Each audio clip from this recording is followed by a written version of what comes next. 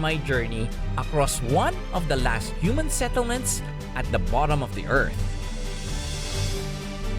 In the second part of this adventure, I cross over ancient mountains, rough waters, and magnificent islands to discover the natural beauty of a land that has nurtured its original settlers and astounded its discoverers for centuries, while enjoying its simple pleasures and great escapes.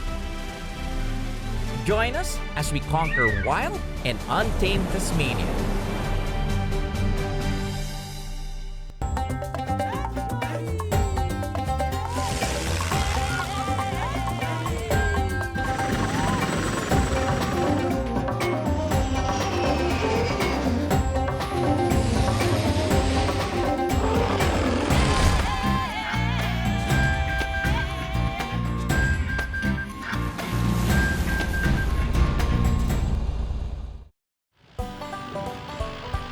My friend Michel Gordillo is now well on his way to Antarctica for his third round-the-world trip.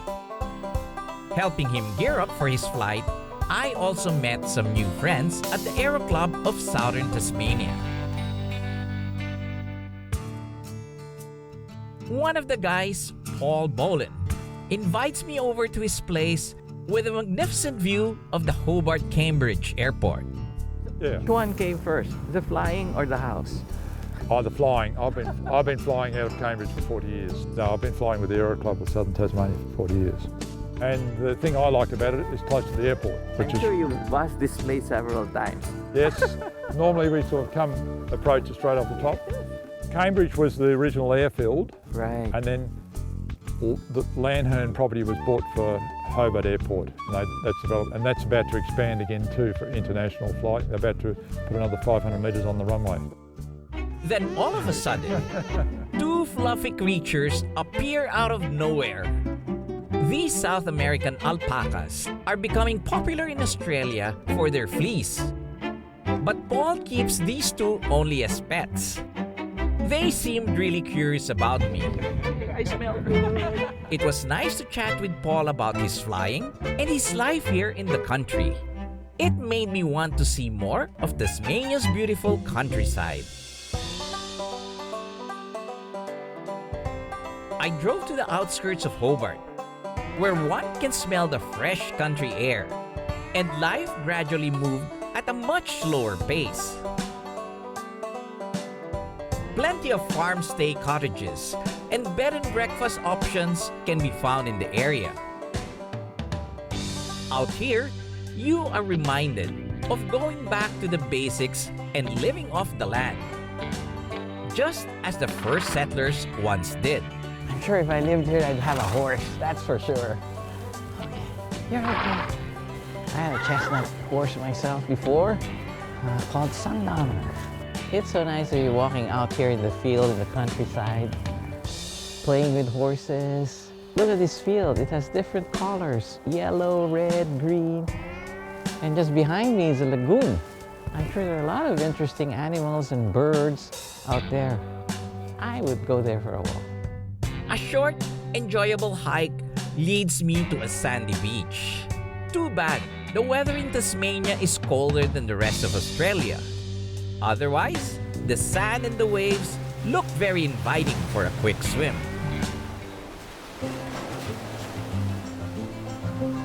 The different vegetation, the lagoon, the mountains, makes me feel like I really am in Tasmania. This is something I really miss. The simple, quiet life and the cool Tasmanian weather, paired with a good bottle of red, is all you really need. Because sometimes, the best adventures come in the form of great escapes.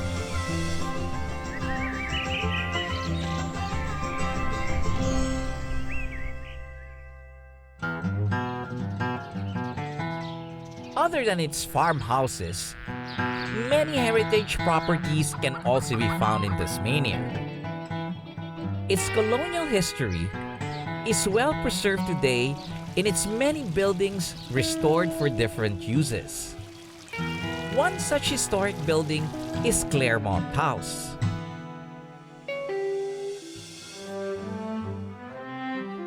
For the first century of its life, this Georgian mansion on top of a hill was home to rich merchants, politicians, and sports celebrities. Today, it is restored as a boutique hotel run by Joel Van Sanden, who also happens to be a pilot. So these are the original rooms of the house. So they were built in 1830. So the original sitting room and drawing rooms of the house, they were built by a man named Henry Bilton. He came out here to Van Diemen's Land from Leicester in England. And he came out here, took over 93 acres, and he built just a simple 4-room Georgian house. Joel's passion for restoring old things is evident as he showed me around the house. He has spent 10 years reviving the property after it was already set to be demolished by the government.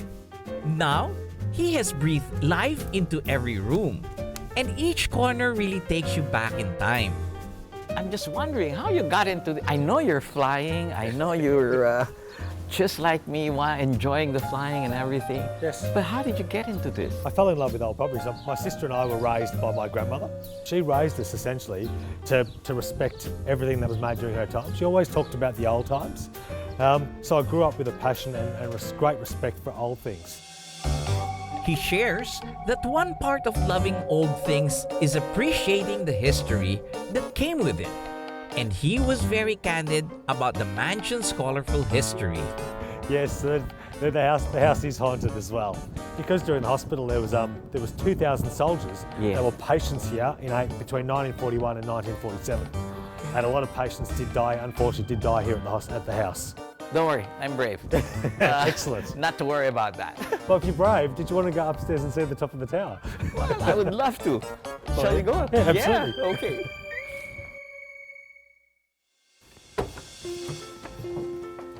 So this is the tower, huh? This is the tower, or the Widow's Walk, where we are standing. Now, Why Widow's Walk? it was named the Widow's Walk because the wives of seamen, and the wives would climb up here and watch and wait for their husbands to return from sea voyage. And a lot of them obviously didn't return. A lot of the ships were damaged at sea by storm. So essentially the wife of the time would come up and walk and watch and look out to sea and watch for her husband to return from sea voyage.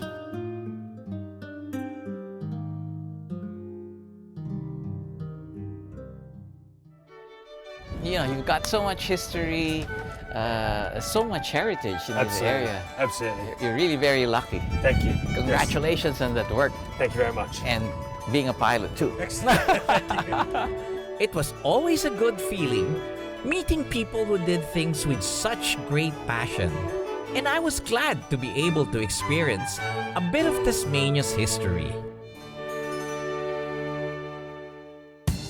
Up next, I get ready to tough it out and cross Tasmania's ancient mountains and rough seas for some of the most exciting experiences in the wild.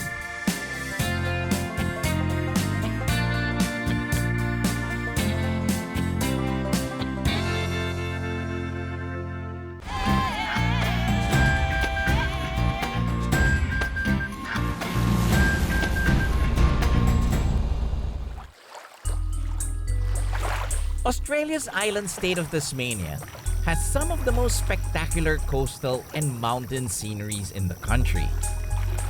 Towering over its harbor is Mount Wellington, the city's constant, solid presence since prehistoric times.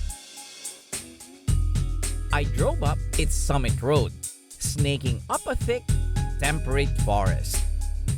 Once you reach its slopes, you will find a lot of well-marked walking trails where you can take a hike and enjoy nature at its purest. Now, to start the hike. The trees, the bushes, the rocks, everything looks so different. I think if you're into nature, you really enjoy this long hike.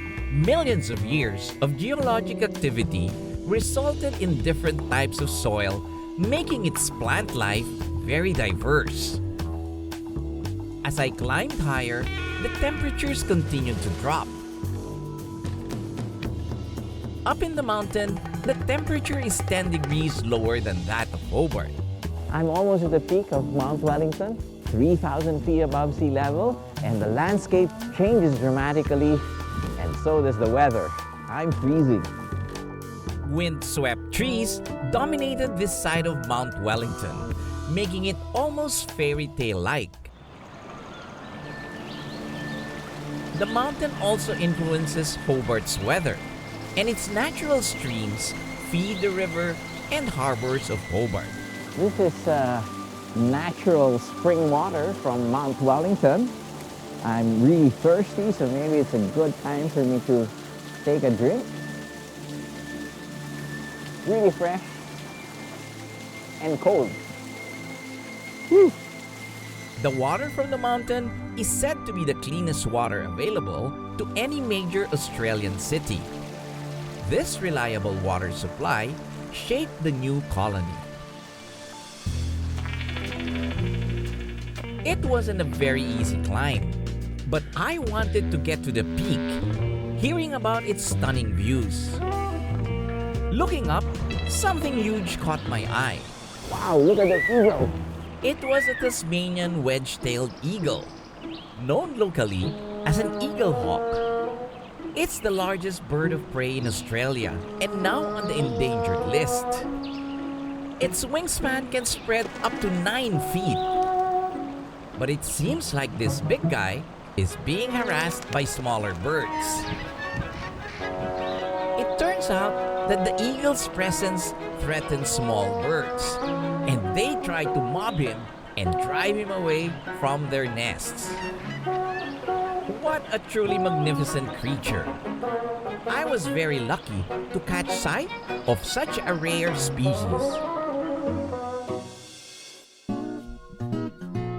I continued on and began to reach the summit. Here, low-growing shrubs and boulders are scattered across the slopes. The largest sheets of dolerite rocks in the world can be seen on the mountain's cliff face. Their occurrence here and in South Africa, South America, and Antarctica supports the theory of one landmass that broke into different continents. It felt like walking in another world. The unobstructed view of Hobart was definitely worth the hike. It was like watching the new colony rising from River Derwent some 200 years ago.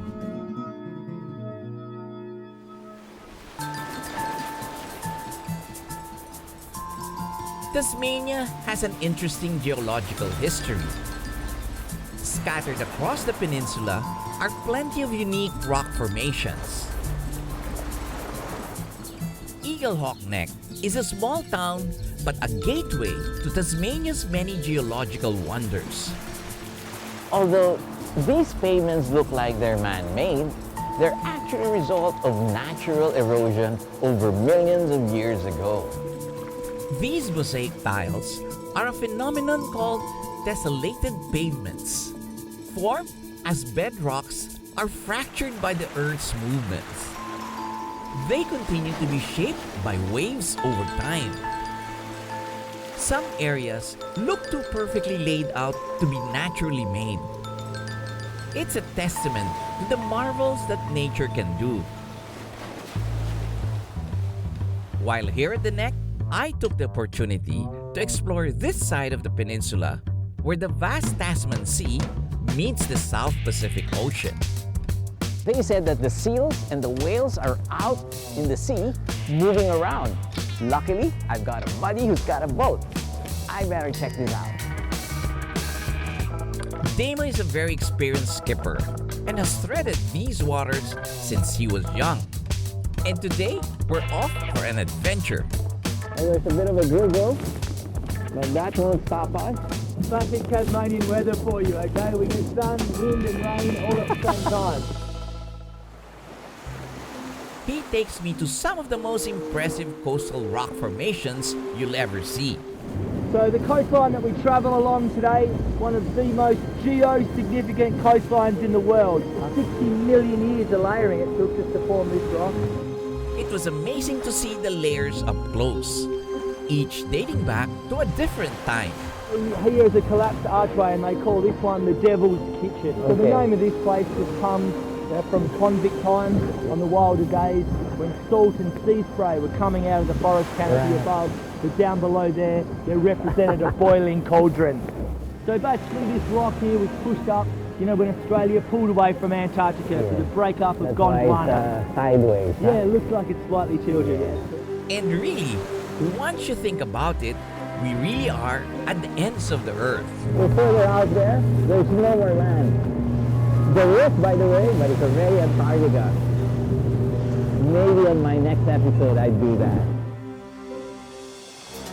Before I knew it, Damo was taking me right into the caves themselves. If I wasn't with him, I'd be worried getting the boat into these small openings. The jagged rocks can damage it easily. He knows this place like the palm of his hand, so we're okay. Such expert maneuvering on the boat, and what a great perspective seeing the rocks up close. So many interesting formations, from vertical, horizontal, and even sideways. We went on to trace the coast, now on the lookout for some wildlife. Passing through two big rocks here, right in the middle. You can see how big the waves are. Take a look at that. Woohoo! We found some black-faced cormorants resting on the dolerite rocks. As we reached a formation called the Candlestick, we were greeted by some of the friendliest sea lions in Tasmania. Very nice to see them in the wild. But Damo thought it was time to bring me out into the open seas and hopefully catch a sight of some of the largest mammals this side of the world, the humpback whales.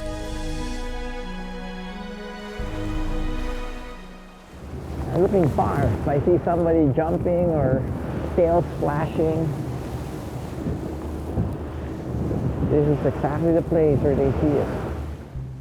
As we sped through the water, a playful pod appeared and started swimming alongside us. There's dolphins everywhere. They're playing around with us, going around the boat. Under, over there.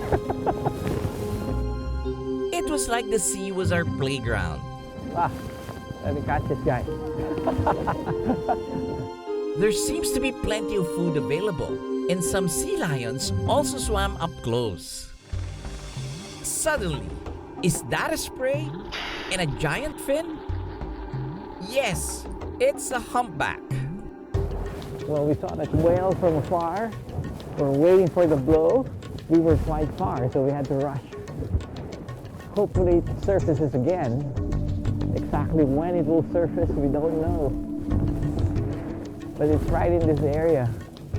It turned into a bit of a waiting game.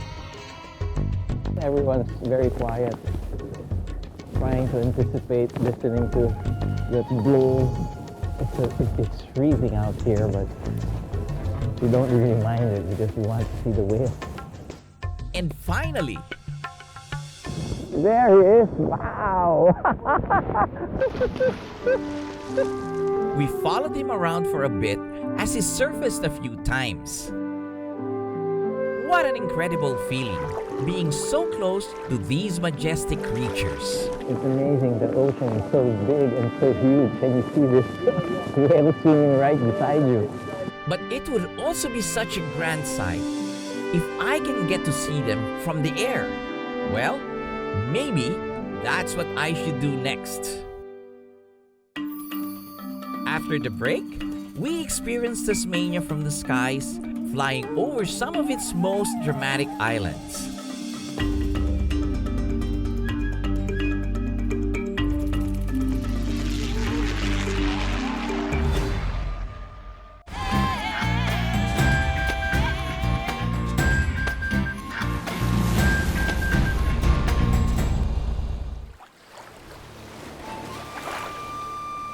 I'm still in the island state of Tasmania, the world's last accessible wilderness frontier.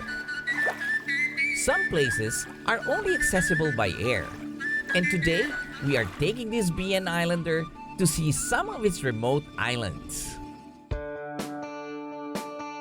I was flying with a young pilot, Michael, who was very eager to show me Tasmania's unique beauty from above. Tasmania is actually an archipelago made up of 334 islands. We saw some that are thickly forested, while others have nice white sand beaches. Finally, we prepared to land in the small airstrip of Maria Island, out in the Tasman Sea. Well, we just landed here in Maria Island. It was fun and good experience landing again in a dirt strip. I think this should be about 600, 650 meters. No problem with the Islander at all. Over in the mountains, I can see some kangaroos. I just hope they don't cross when we're in final approach or just about to take off. With the kangaroos lazily watching me, I went on to explore the tiny island. Its remote location made it an ideal convict settlement during Tasmania's early years. It feels like I'm the only one here in this island. I'm beginning to feel like a convict myself, especially with my orange jacket. Traces of old convict buildings can still be found here. And here's the gray barn geese who were at the side of the runway when we were there. They're big. Hi there. They have a small beak, colored green. The nice color gray. These are rare type of geese, as they are the only ones who can actually drink salt water, making them survive in these islands. Incredible! It was just nice to take a relaxing walk and discover different things around the island, like these whale bones, washed ashore during the time when Tasmania had a big whaling industry. There's the old town of Darlington with its colonial buildings. Thankfully, visitors are now welcome and no longer detained. And of course, some of Tasmania's endemic critters like the wallaby and the wombat. Do you see that wombat over there? He's not moving. He's scared. He tries to blend in with the bushes. Oh, he's a fat one. They're normally hard to spot in the wild, with their fur blending well with the dry vegetation. Oh, he's a cutie. Hi there. Oh, he's got a burrow inside here. That's where he's going to hide. He's too fat to run. After a short exploration of the island, we started heading back to Hobart, but not without passing over the Tasman Peninsula where Damo and I sailed the other day. The views from above were just as spectacular. We flew over the Dolorite cliffs and the rough water below. I cannot forget our whale encounter right in these waters. All of a sudden, what do you know? Michael spots the gentle giants still swimming around the peninsula. They look even more majestic from above. This is an image you won't soon forget.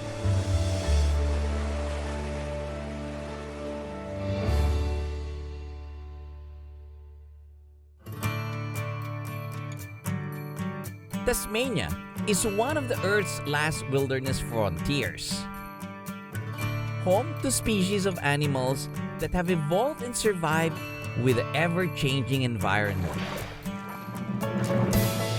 I'm thankful that my adventures have brought me to this remote yet very remarkable place.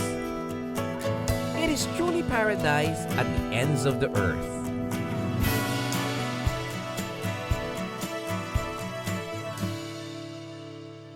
This has been your captain, Joy Roa. See you in the next Asian Air Safari.